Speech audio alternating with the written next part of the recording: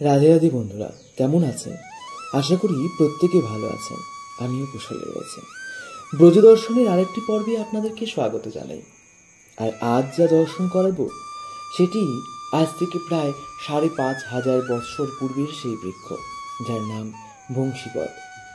যেই বটের নিচে দাঁড়িয়েই আমার শ্যামসুন্দর তিনি গোপাঙ্গনাকে মহারাসের জন্য ডাকার জন্য কিন্তু বংশীর নাদ করেছিলেন।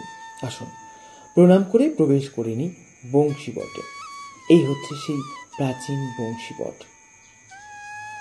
এখনো সেই বৃন্দাবনে বাঁশি বাজে রে, বাঁশি শুনে মনে মনে ময়ূর নাচে রে।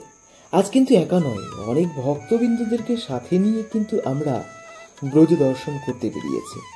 তাই আপনাদেরকে সাথে করেও কিন্তু দর্শন করাবো। ইনি হচ্ছেন বংশীবটের যুগল কিশোরজি। এই অতি প্রাচীন এই বংশীবটকে আপনারা দর্শন করছেন। আসুন এবার ধীরে ধীরে এই বংশীবটের মাহাত্ম্যকে জেনে নেওয়া যাক। সকলে মিলে সেখানে প্রণাম আদি করছেন। এবার আমরা বংশীবটের মাহাত্ম্যকে জানব।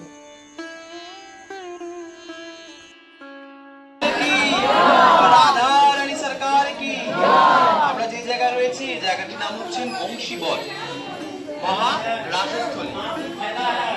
ভাগবতের মধ্যে যখন শ্যামসুন্দর বর্ণন এখনো শ্রবণ করতে পারি, যেখানে শ্যামসুন্দর মহারাস করেছে, এই সেই বংশীবট, যেখানে দাঁড়িয়ে তিনি বংশীর নাদ বা বংশীর ধ্বনি করেছেন।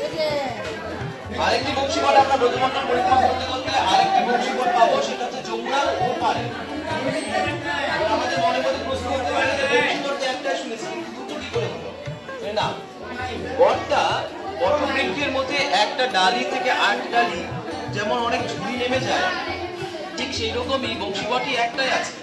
কোনটা আসল কোনটা নকল ওটা বিচার করার দায়িত্ব বা সামর্থ্য আমাদের কারণ। এবার ভাগবতের মধ্যে বর্ণিত রয়েছেন, মহাত্মাগণ বর্ণন করেন যে যখন শ্যামসুন্দর গোচরণ করেন সখাগণ, তো এই পাশে বংশীবটের উঠে গাছের ডাল দিয়ে ওই পারে নেমে যান।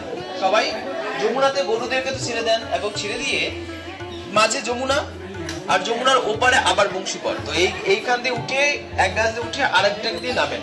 তো আসল কোনটা নকল কোনটা জানি না, কিন্তু দুটোই প্রকৃত এবং দুটোই হচ্ছে সত্য, নকল কিছুই নেই।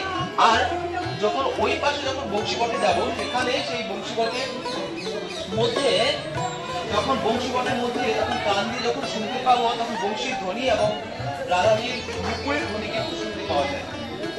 সেখানে অনেক ভক্তরা যান এবং সেখানে গিয়ে নিজে কান দেন, কান লাগিয়ে কিন্তু এবার হচ্ছে কথা, কি আমিও কান দিয়ে আমি শুনতে পারবো? বলছে না, যদি সেরকম দরকার হয় তাহলে হৃদয়টা পুরো স্বচ্ছ এবং পরিষ্কার নির্মল দরকার, শান্ত চিত্ত দরকার। শান্ত চিত্ত না হয় তাহলে কিন্তু পারবো না।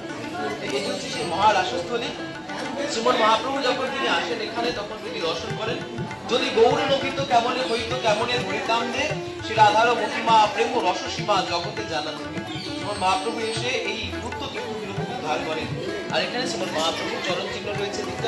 এখানে পরিক্রমা করবো, আর পরিক্রমা করে ওপাশে সরকারের চরণ চিহ্ন রয়েছে, সেখানে পরিক্রমা করে আমরা